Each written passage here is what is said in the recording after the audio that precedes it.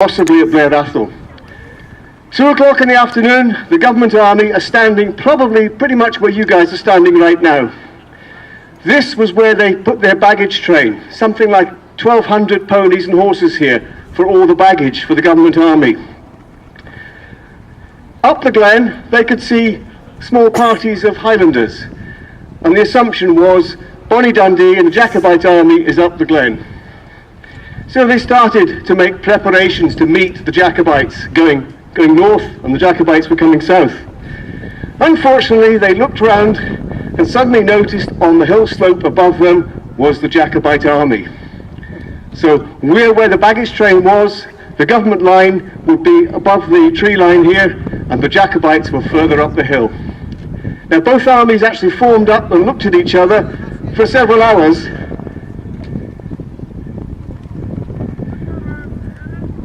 Nothing happening.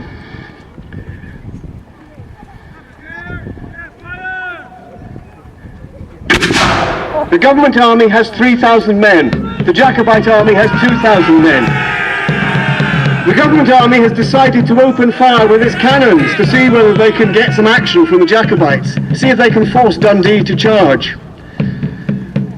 Those of you that were here earlier on this afternoon, you saw the government troops display musketry, pikes with a cannon at the top. And those of you who were earlier saw the Jacobites. Their one tactic is to charge very hard and very fast.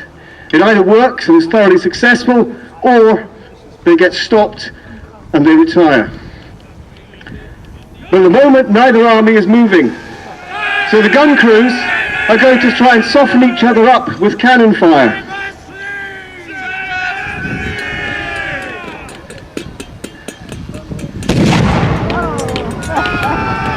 The range they're at makes it rather farcical. They're not going to do much damage to each other. And in the historical battle, of course, they were on a steep hill slope, so the government army were trying to articulate their guns to fire up towards the sky. Very inaccurate firing. And you can see it takes them a substantial time to actually reload their cannons between shots. And both gun crews are working furiously.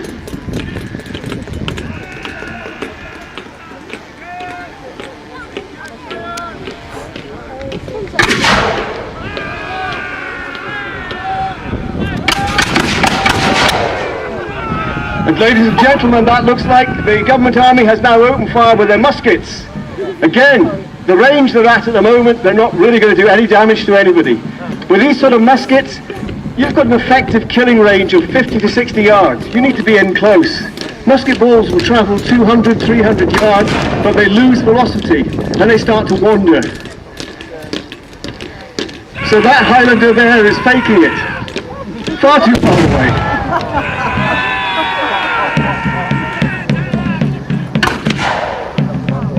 You'll also notice that musketry is not very effective at times.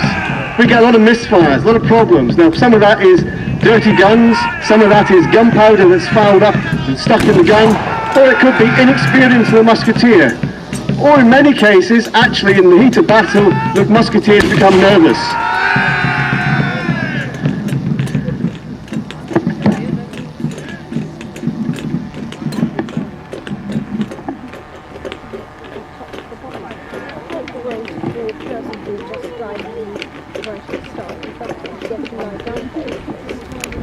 So, ladies and gentlemen, we're still waiting.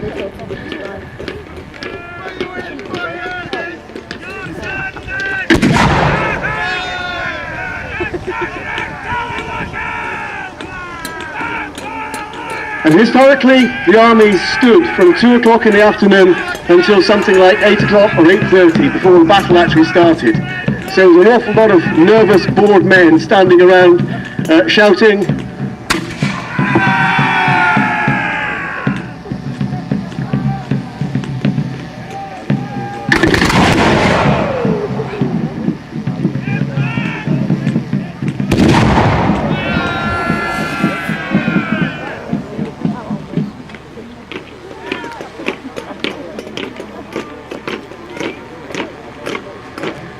In the actual battle, we were wondering why both sides were hesitating.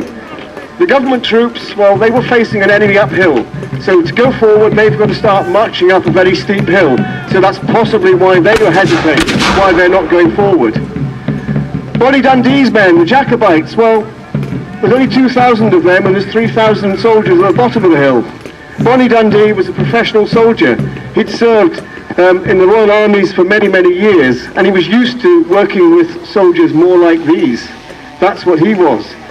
So he was probably very anxious about trying to operate with a Highland army, an irregular army. He didn't know what they were capable of or how they would behave under fire.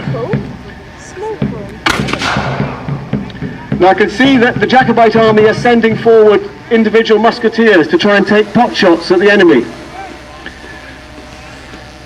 What they're hoping to do is to perhaps hit an officer, perhaps to rattle the redcoats. In the Killiecrankie battle, there are 6 redcoat regiments. 5 of them are Scottish, 1 is English. The English one, under Hastings, went on to become the 13th Regiment Foot, the Somerset Light Infantry.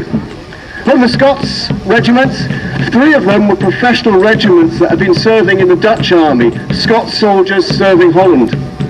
2 of the regiments were raised just a few weeks before the Battle of Killiecrankie. One of them, Leven's regiment, was raised in the city of Edinburgh in under 2 hours. And it went on to become the King's Own Scottish Borderers.